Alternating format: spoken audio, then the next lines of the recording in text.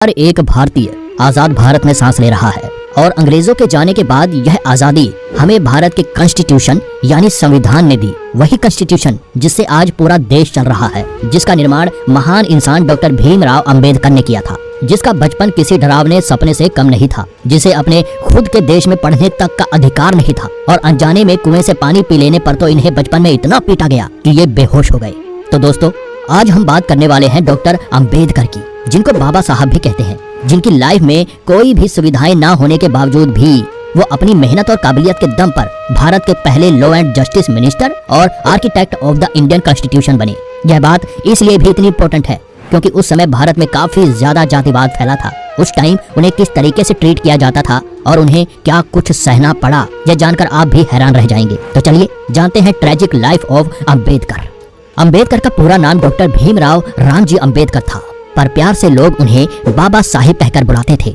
वह अपने आसपास के सभी लोगों को अपने परिवार की तरह प्यार करते थे और जाति भेद से काफी नफरत करते थे, क्योंकि इसी जाति भेद के चलते उन्होंने और उनके परिवार ने काफी कुछ झेला था।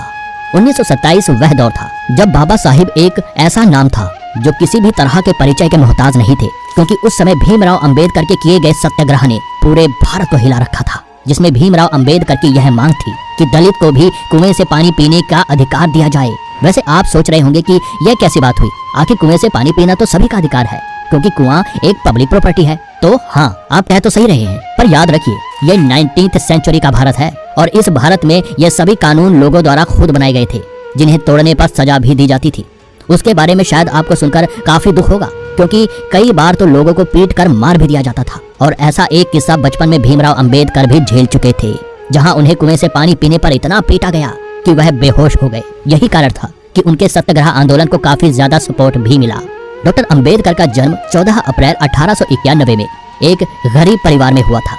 उनका परिवार इतना गरीब था कि बचपन में उनके पास पढ़ने तक के लिए पैसे नहीं थे और वो एकमात्र ऐसे व्यक्ति थे जो 19th सेंचुरी के दौर में अंग्रेजों की बेड़ियों में जकड़े भारत के लोगों को जातिवाद से छुटकारा दिलाना चाहते थे, क्योंकि उस समय भारत अंग्रेजों की फूट डालो और राज करो नीति से इतना ज्यादा प्रभावित हो चुका था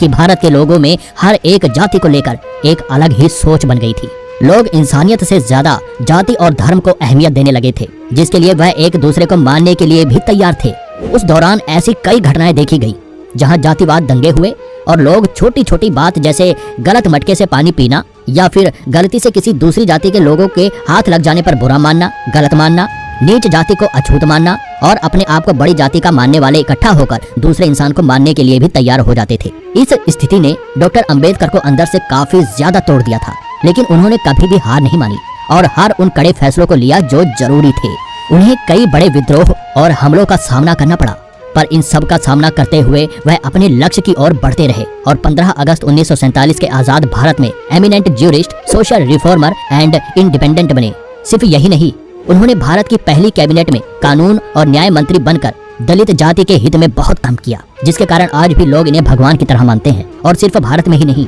बल्कि दुनिया भर में डॉक्टर अंबेडकर को जाना जाता है।